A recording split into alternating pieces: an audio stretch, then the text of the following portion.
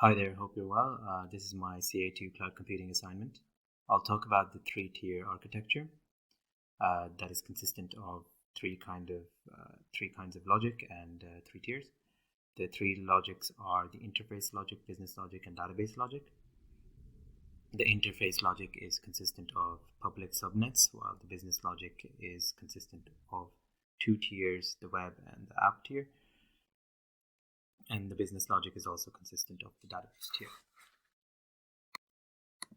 So first we create a virtual private cloud. We give it a name and then assign it some subnets to it. Each private cloud has its own address. The slash indicates that it has several addresses, and then has several IP addresses for virtual private cloud. And now onto the subnets. So a virtual private cloud could have many regions within it, depending on the subnet.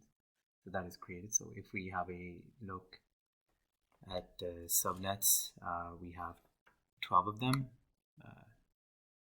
We have 12 subnets. Each of these subnets is placed in an availability zone. And then if we organize the availability zone,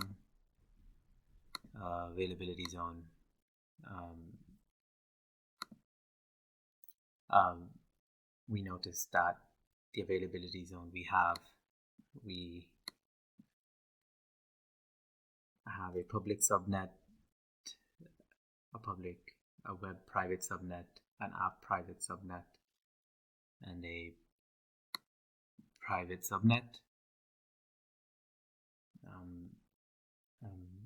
and a private subnet which belong to the database tiers. While the app and web they belong to their own tiers. Both follow the business logic, while the public subnet belongs to the interface logic, and that there's only two types of subnets in general, public and private. So we'll have to divide them into two route tables that are automatically created when a VPC is made. So we have a public and a private route table. The public route table consists of 3 subnets, and then the private route table consists of 9 subnets.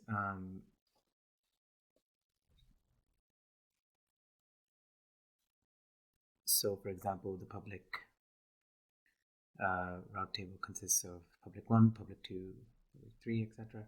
And then the private would consist of the other regions, the other subnets from each region, regardless of their regions or their tier, as long as they are placed in private. They would be placed in the private route table, as you can see here. So the next part. So now if we go to the RDS, so now when we're in the RDS, we'll notice that it's different from the web and app tier because it will not need an auto scaling using EC2, but if we would have, it would have its own subnet group, and it would require a database to be used. So if we go to the databases, we have a database running of MySQL and of size MX5 large. The status should be, it's probably just, when I was doing the project, it's healthy and available, and its row is so we'll go to the next. So now if we go to the subnet groups, we'll have a description and a date, and the database project subnet group, which consists of subnets across the multi-availability zone in the virtual private VPC. So now if we go to the EC2, 1 second, EC2 load. So now that we're in the EC2 service, we have multiple subnets in each instance reside in a subnet depending on the region it's affiliated with. So now if we go down,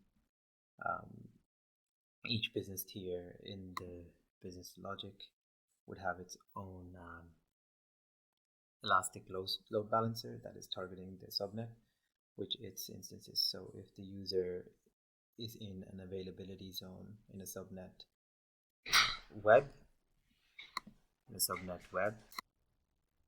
so if there's an issue, it would try to allocate the user to another instance, or if an instance is full and cannot handle any more traffic, it would take the user to another subnet in another different in a different availability zone of the same tier. So we have a app elastic load balancer, and we have an upload balancer. So we have now to the next part, to the auto scaling groups. So the auto scaling groups. So auto scaling needs launch configuration, which takes images of the instances that are pre-made or pre-specified by the user who handled the private cloud. So we have an auto scaling group that handles creating multiple app instances, and it splits them across the subnets that handle the app here. So the same goes for the web autos, the web tier, the web auto scaling group, and then creating the web tier instances across the web tier subnets. So, and we could see them by checking the availability zone. And then now we'll go to the instances. So now that we are in the instances, we notice that there are a few types of instances. For example, some of them are default to allow things like internet access,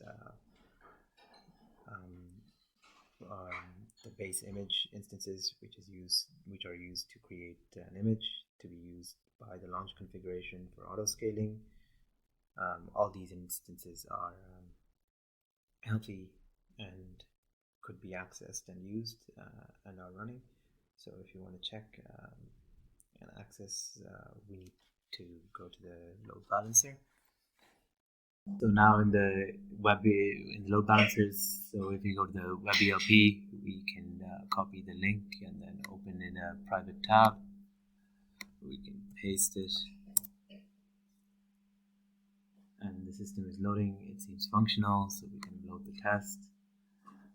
So if we check the same, so it's 100% CPU slow, so it's working. So we'll open another one. So we'll go to our app.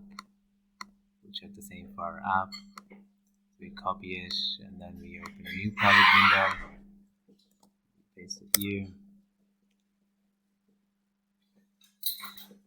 So the app will need information to be accessed from here. So if we don't have a EU elastic loader, then there will be no app access. So I pasted the address. As you can see, it's different instance. There's different values. So thank you for the log test here as well. It's working. So thank you. Have a great day.